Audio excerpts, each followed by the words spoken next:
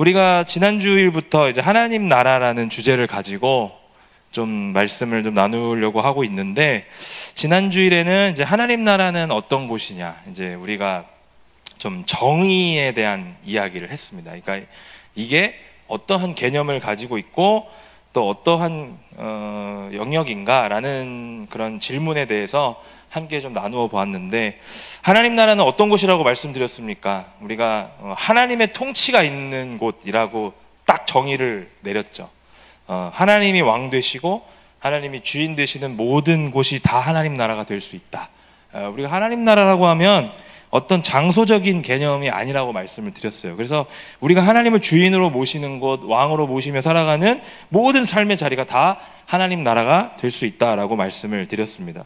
그러니까 우리가 하나님을 제대로 믿기 시작했다면, 여러분들이 이제 내가 신앙을 좀 제대로 가져봐야겠다 이렇게 다짐하고서 내가 본격적으로 시작을 했다라는 것은 뭘 의미하는 거냐면, 하나님 나라가 내 삶에 임하기를 결단했다는 것과 같은 겁니다. 다른 게 아니라 하나님 나라는 내 신앙과 내 믿음과 내 삶과 아주 밀접하게 뗄래야 뗄 수 없는 불가분의 관계라는 것을 우리는 절대로 잊어서는 안 됩니다. 그러니까 우리가 믿는다고 하지만 하나님 나라가 내 삶에 임하지 않는다라고 하면은 이건 문제가 있는 거예요. 이건 신앙적으로 봤을 때는 굉장히 큰 문제라고 우리가 생각을 해야 된다는 거죠. 그래서 반복해서 말씀드리지만, 하나님 나라 그리고 내가 믿는다라고 하는 개념은 절대로 뗄래야 뗄 수 없습니다. 내가 믿음을 가지고 있다는 것은 하나님 나라를 누리고 있다고 고백하는 것과 다름이 없기 때문에 우리는 항상 이것을 기억할 수 있어야 돼요. 자, 오늘은 우리가 살아내야 할, 우리 삶에서 하나님 나라가 임해서 그렇게 살아내야 할 하나님 나라가 우리의 삶과는 어떤 연관이 있는지를 좀 함께 나눠보기를 원합니다. 우리가 뗄래야 뗄 수 없다라고 말씀드렸는데, 그러면 어떠한 부분에서 우리가 우리 삶을 살아내야 되고 우리 삶의 자리가 어떠한 모습으로 가야 하는지, 특별히 또 하나님 나라의 특징에 대해서 좀 중점적으로 우리가 살펴보고, 그 특징이 우리 삶에 나타나기 위해서는 그럼 우리가 어떻게 해야 되는지 좀 실천적인 것들을 가지고 좀 나눠보기를 원합니다. 그래서 우리가 특징 3가지를 가지고 오늘 말씀을 좀 나누고 그 다음에 우리가 좀 결론을 내려보도록 하겠습니다. 첫 번째, 하나님 나라의 특징은 무엇이냐? 하나님 나라에도 통치 방법이 있다라는 것을 우리는 기억해야 됩니다. 우리가 또 재미있는 역사 시간이 돌아왔습니다. 네. 역사책을 찾아보면 많은 나라들이 등장하죠. 나라가 새로 세워지고 전성기를 맞이하고 위기가 오고 부흥했다가 결국에는 망하는 흥망성쇠의 이 틀이 있어요. 이 루틴을 벗어나는 나라는 아무도 없습니다. 벗어날 수 있는 나라가 없어요. 다 이 흥망성쇠 안에 들어가게 되어 있어요. 우리가 보통 이 역사에서 한 나라나 왕국이 이렇게 일어났다가 망하는 과정들이 보면 중요한 공통점이 하나가 있어요. 한 나라나 왕국이 세워지고 나서 전성기를 달릴 때 공통점이 있어요. 한 가지 예를 들어보면 우리나라 역사에서 삼국시대 때 보면 세 개의 나라의 전성기는 다 다릅니다. 제가 여기서 여러분들에게 일일이 설명하면은 다 좋을 것 같아서 말씀드리지 않지만, 중요한 건 뭐냐면 통치 방법이 거의 비슷합니다. 유사해요. 어떤 나라든 간에 다 똑같습니다. 몇 가지 특징을 보면, 첫 번째, 왕권이 강해집니다. 그러니까 내가 전성기를 달린다는 것을 왕권이 강화된다는 것과 일치할 수 있다는 것이죠. 그 말은 뭐냐면 반대로 신하들의 권력이 약해진다는 것을 의미하는 것이죠. 그러니까 우리가 자연스럽게 모든 것들이 다 왕 중심으로 통일이 되곤 한다는 것이 이때의 특징이에요. 여러분들 직장을 한번 생각해 보겠습니다. 우리가 직장 상사와 같이 밥을 먹으러 갔어요.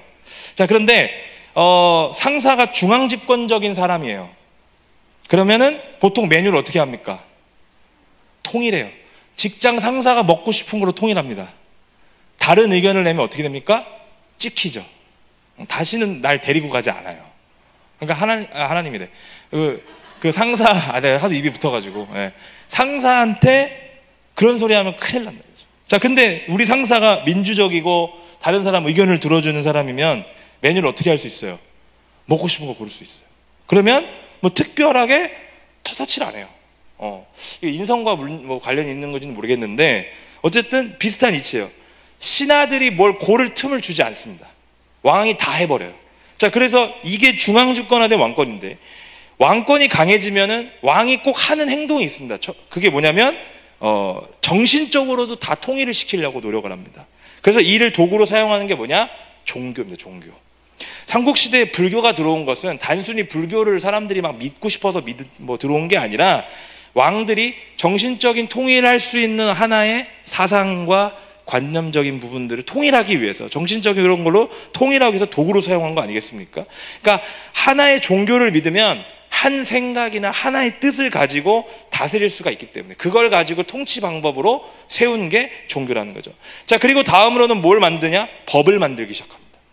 각 나라가 법을 만드는데, 법을 만든다는 건 뭔 의미냐면 법을 만든 사람의 말을 잘 들으라는 말이죠. 그런 의미가 담겨져 있어요. 이게 또 역시 왕권이 강하기 때문에 그 왕이 그 법을 만들어내는 거죠. 이를 율령반포라고 하는데, 삼국시대의 공통점이 이 율령반포한 왕들이 다 왕권이 강해졌고 다 전성기를 누렸던 왕들이었다는 거죠. 율령에 벗어난 자들, 법을 듣지 않는 자들의 마지막은 뭐냐? 율령에 근거한 처벌과 심판밖에 없는 것이죠. 이게 모든 나라와 왕국들의 왕권이 강해졌을 때 나타나는 모습들입니다. 그리고 마지막으로 또 어떤 특징이 있냐? 영토가 확장돼요. 강력한 왕권이 있다는 것은 군사도 통일시킬 수 있다는 겁니다. 강력한 군사를 가진 왕들은 주변국들을 다 쳐들어가기 시작하고 영토를 확장시키고 자신의 힘을 이제 어떤 것으로 드러내기 시작하냐면 비석 같은 거를 만들어가지고 그 자리에 세우죠. 내가 이런 정도의 힘을 갖고 있다. 그래서 재밌는 건 뭐냐면 동서고금을 막론하고 이 모습들이 거의 다 비슷하다는 겁니다. 그래서 성경이 기록되던 시대에도 이스라엘 주변의 강대국들이 왕권이 강화되면 종교로 통일시켜버리고 또 영토를 넓혀버리고 법을 만들고 자신의 신상을 새기거나 비석을 세워가지고 자신을 드러내는 그런 모습들을 보여줬다는 거죠. 이처럼 나라나 왕국은 강력한 왕권이 들어서면 통치 방법이 비슷하게 나타난다, 이렇게 우리에게 보여주는 겁니다.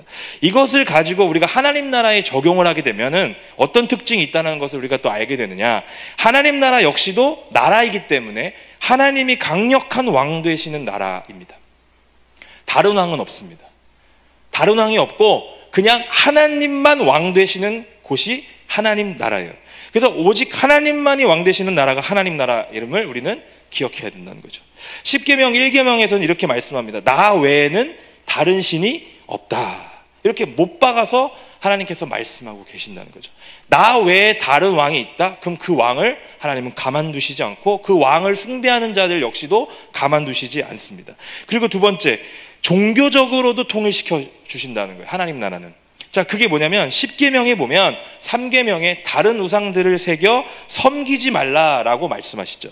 그러니까 하나님 나라의 종교도 뭐냐? 하나님을 믿는, 오직 통일된 종교만이 하나님 나라에 존재하는 겁니다. 다른 우상들을 섬긴다. 그럼 어떻게 됩니까? 또 역시 그 하나님의 기준에 부합하지 않기 때문에 처벌받게 된다는 거죠.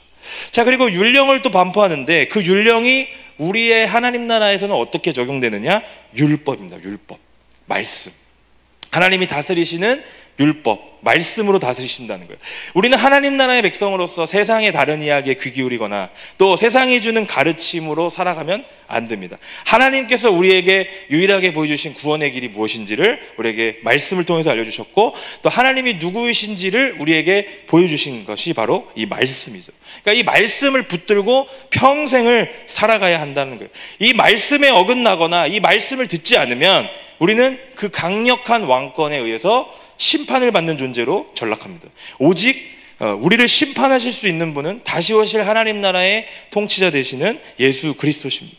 우리는 그것을 믿고 하나님 나라의 말씀을 듣고 또 배우고 전하고 가르치면서 삶으로 살아내야 됩니다. 이게 하나님 나라의 통치 방법이라는 거예요.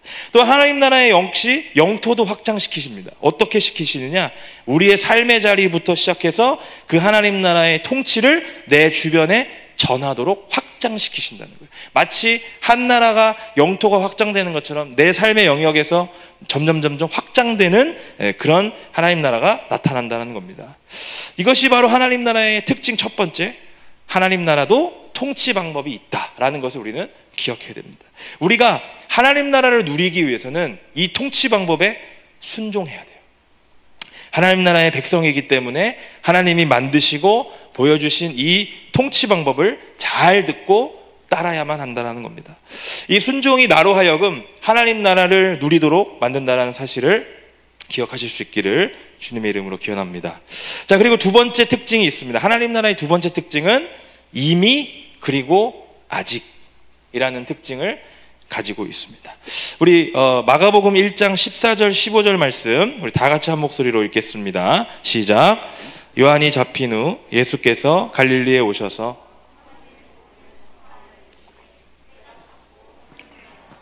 왔으니 회개하고 복음을 믿으라 하시더라.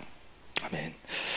자, 마가복음은 하나님 나라의 시작을 선포하는 말씀 속에서 요한이 잡힌 후라고 하는 역사적 시간으로부터 선언을 합니다. 마태복음과 누가복음은 이렇게 이야기하지 않고 마가복음만 요한이 잡혔다라고 하는 그 역사적 실제 시간을 들여서 말씀을 하고 있어요.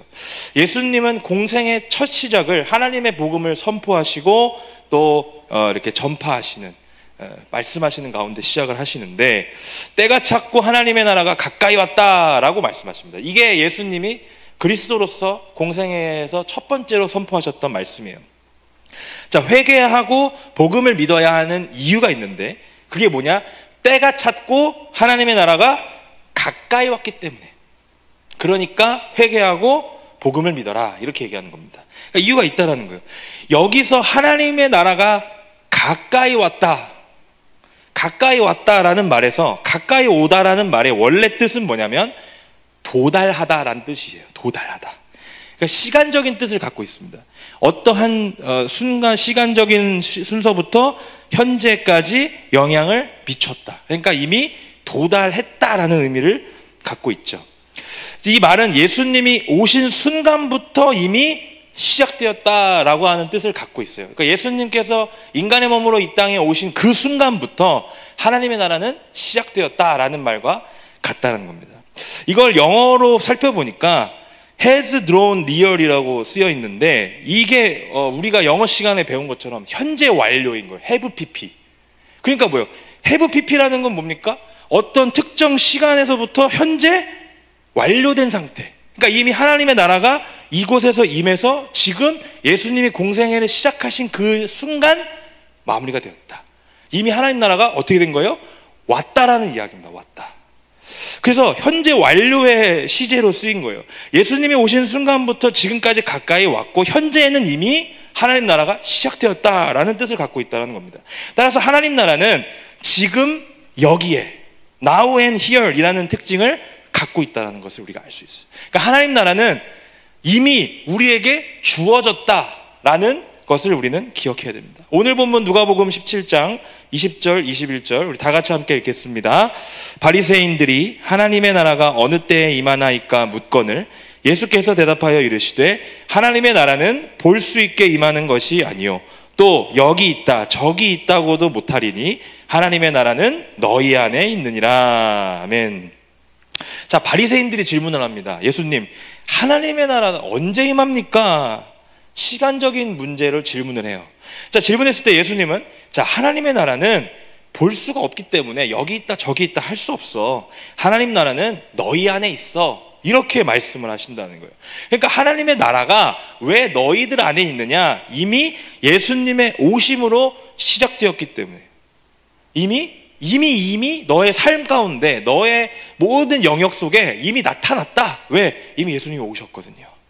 자, 그러면 언제 완성됩니까? 언제 완성이 되는 거예요? 우리 주님이 다시 오실 때 완성된다는 거죠.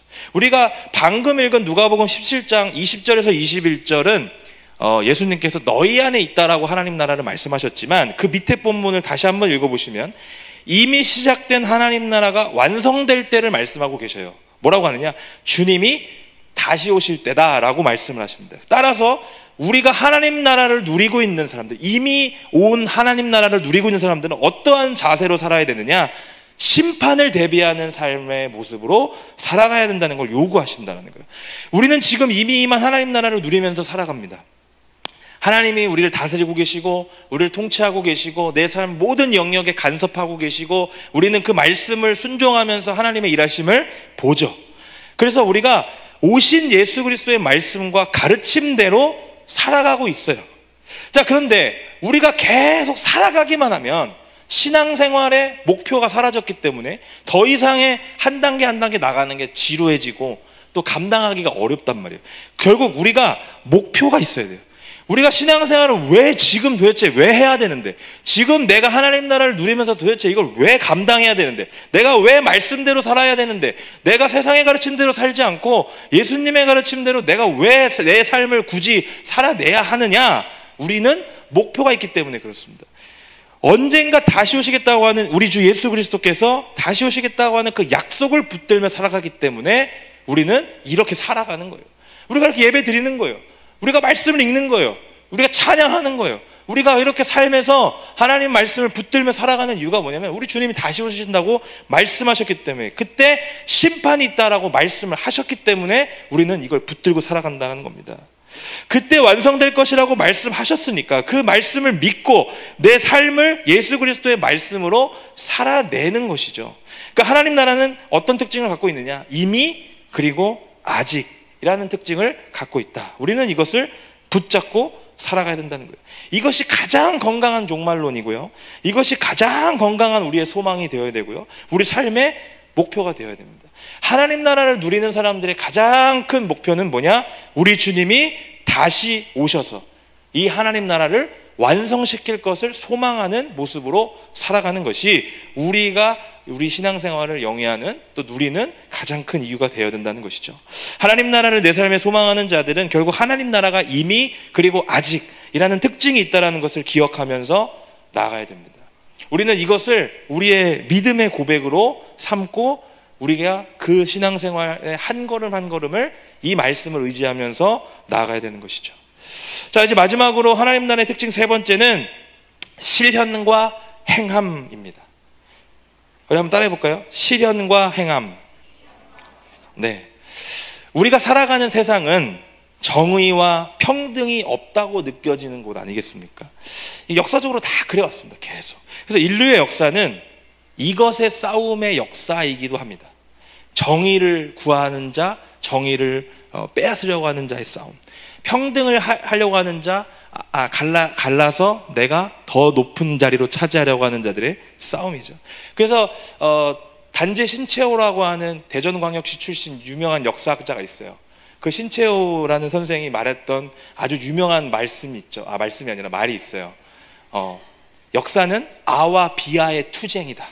나와 비아, 내가 아닌 자들의 싸움이다. 역사는 그렇다는 거예요. 그래서 내 스스로가 정의롭다고 여기는 것을 남이 정의롭다고 여기지 못하는 거의 싸움, 내가 평등하게 여기려고 하는 것과 내가 평등하게 여기지 못하는 사람들의 싸움, 결국 아와 비아의 투쟁이라는 겁니다. 그래서 인류는 이 하나님 나라와 비슷하다고 생각되는 것을 만들어가지고 스스로가 만들어서 우리가 지금은 조금 불평등하지만, 지금은 정의롭지 못하지만 나중에는 그곳으로 들어가야겠다라고 하는 소망을 가지고 살아가도록 만들었다는 거예요. 그래서 인류 역사에서 이런 일들이 많이 있습니다. 그게 뭐냐면 유토피아입니다. 유토피아. 천국이라고 우리가 부르지 않습니까? 그곳에 우리가 나중에 우리 삶이 거기를 향해 있으면 지금은 조금 힘들어도 나중에는 행복할 거야 라는 그 소망을 가지고 많은 사람들이 살아왔다라는 거예요. 인류는 이 하나님 나라의 개념을 잘못 이해했습니다. 뭐라고 이해했냐면 나중에 자기들이 죽어서 들어가고 싶은 곳을 만들어낸 거죠. 차별이 없고요, 돈 걱정이 없고요, 누구나 다 아름답게 살아갈 수 있는 이상사회를 건설해서 내가 그곳에 들어가면 지금 누리지 못하고 있는 정의와 평등을, 불평등의 모든 이 아픔들을 내가 고칠 수 있을 것이다 라고 생각했다라는 거예요. 자, 그런데 이것도 역시도 동서고금을 막론합니다. 모든 사람들은 다 이러한 것들을 내가 만들어 놓고 설정해 놓고 그곳에 내가 죽으면 들어갈 수 있을 것이다, 내가 나중에 더 노력하면 들어갈 수 있을 것이다, 그런 사회를 내가 건설할 것이다 라고 주창했다라는 거예요.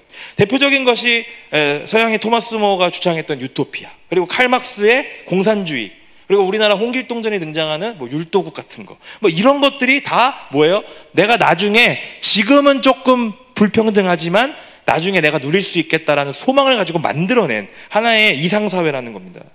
이 이상사회를 꿈꾸게 된 본질적인 원인은 어디에 있냐? 이 세상에 가득 찬 사유재산에 대한 문제로 인해서 나타난 거예요.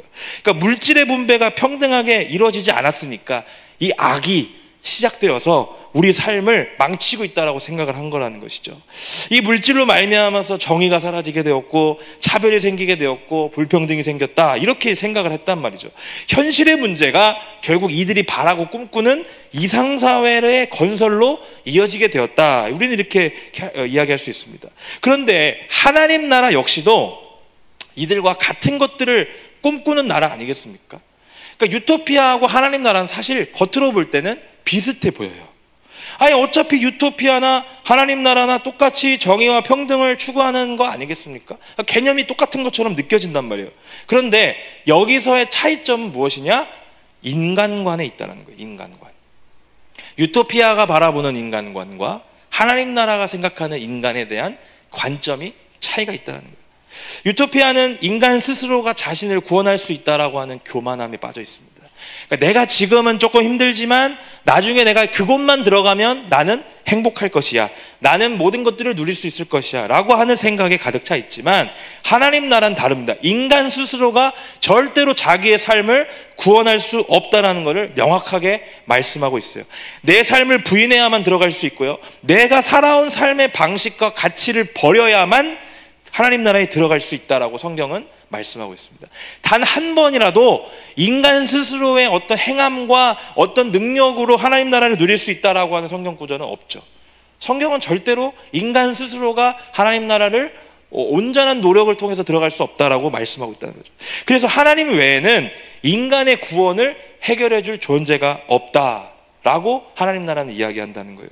그래서 인간이 그리스도를 통해서 구원을 받고 그리스도 안에 살아가면서 나의 이기적인 마음, 나만 생각하는 욕심, 또 자기중심적인 태도를 벗어나서 나보다 남을 더 낮게 여기면서 내가 갖고 있는 욕망으로부터 벗어나려고 하는 삶을 살아갈 때 비로소 물질의 문제가 해결된다. 그리고 비로소 소유의 문제가 해결된다. 집착에 대한 문제가 해결된다. 욕심으로부터 벗어날 수 있다. 이렇게 하나님 나라는 가르치고 있다는 거예요.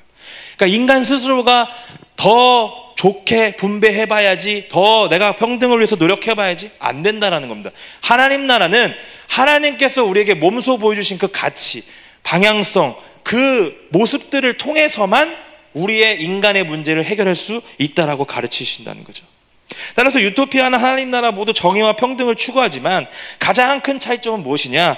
정의와 평등이 인간이 만들어냈느냐, 아니면 하나님이 말씀하시는 정의와 평등이냐가 가장 큰 차이가 있다라고 할 수 있겠다는 거죠. 어딘가로 가서 만드는 혹은 만들어지는 장소가 천국 하나님 나라가 아닙니다. 그래서 우리가 이거를 유토피아에 대한 개념을 잘못 생각하니까 우리 같이 신앙인들도 뭐라고 생각하냐면 하나님 나라를 죽으면 가는 나라로 떠올렸던 그런 거예요. 왜? 지금 힘드니까 내가 지금 이 생에서의 삶을 끝내면 하나님 나라가 주어지겠지? 라고 하는 생각을 했다라는 거죠. 하지만 여러분, 다시 한번 말씀드리지만 하나님 나라는 우리 삶의 자리에 임한 하나님의 통치입니다. 지금도 우리가 누릴 수 있고 지금도 우리가 함께 할 수 있음을 우리는 믿어야 됩니다. 따라서 정의와 평등 역시 어디에 있어야 되느냐? 우리의 삶에 행할 때, 행해지고 실현되어야 하는 개념이다. 우리가 절대 우리 스스로가 죽어서 가는 어떤 이루어지는 것이 아니라 지금 내 삶에서 직접적으로 행해지고 실현되어야 되는 개념이라는 것을 우리는 기억해야 됩니다. 우리 아모스 5장 24절 말씀을 다 같이 읽겠습니다. 오직 정의를 물같이 공의를 마르지 않는 강같이 흐르게 할지어다. 아멘. 자, 하나님의 정의와 공의는 무엇이냐? 성경이 말하는 하나님의 정의와 공의는 지금 내 삶에 물같이 흘러야 돼요. 지금 내 삶에 강같이 흐르게 해야 된다는 거예요. 이게 무슨 말이냐? 지금 내 삶에서 행해져야만 나타나는 가치라는 거예요. 내가 하나님을 믿는다고 하면서, 내가 하나님 나라를 내 삶에 누린다고 하면서 하나님께서 우리에게 보여주신 정의와 공의라는 그 가치를 내 삶에서만 나타내려고 하면 문제가 된다는 겁니다. 그럼 어떻게 해야 되느냐? 내 삶의 자리로 가서 정의를 행해야 돼요. 하나님께서 보여주신 그 정의의 모습을 내가 행해야 된다고요. 내 모습을 통해서 나타내야 된다고요. 그 공의가 무엇인지를 나타내야 돼요. 어떤 고여있거나 한 곳에 머물러 있는 게 아니라 하나님께서 말씀하신 것을 직접 보여주신 그 정의와 공의가 내 삶을 통해서 흘러갈 수 있도록 해야만 그게 진정한 하나님 나라의 가치가 된다는 겁니다. 로마서 6장 4절은 또 이렇게 말씀합니다. 그러므로 우리가 그의 죽으심과 합하여 세례를 받음으로 그와 함께 장사되었나니 이는 아버지의 영광으로 말미암아 그리스도를 죽은 자 가운데서 살리심과 같이 우리로 또한 새 생명 가운데서 행하게 하려 함이라. 행하게 하려 함이라.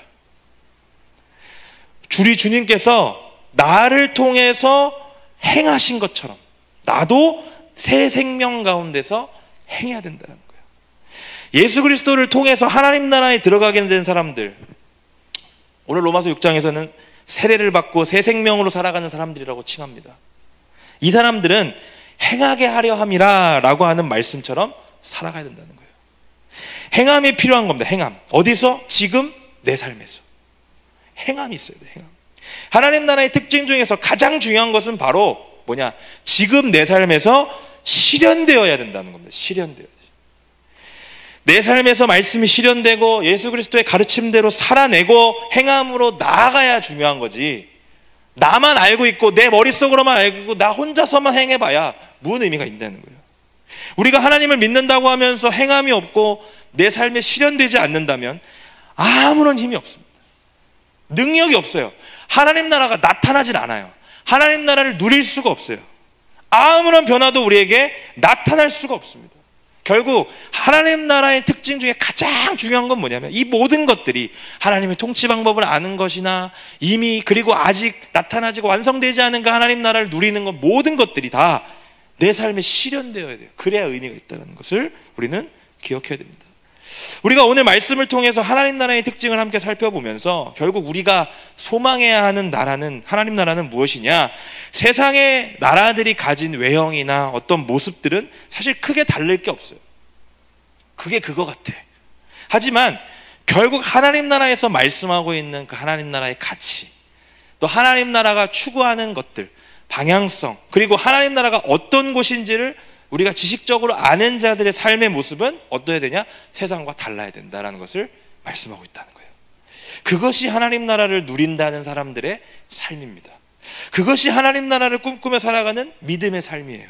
지금 살아가고 있는 이 세상이 불공평해, 정의가 하나도 없어, 악이 판을 치고 있어, 그런 탄식하는 삶을 살아가는 사람들이 아닙니다. 우리는 뭐예요? 그러면 진정한 하나님 나라의 삶은 뭐냐면 하나님 나라의 가치로 현재의 삶과 세상을 바꾸어가는 삶입니다.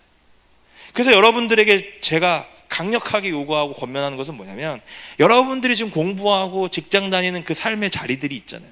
거기서 여러분들이 하나님 나라의 가치대로 한번 살아보십시오. 그러면 여러분들 삶에 하나님 나라가 나타나고요, 여러분 삶 변화가 될 수밖에 없어요.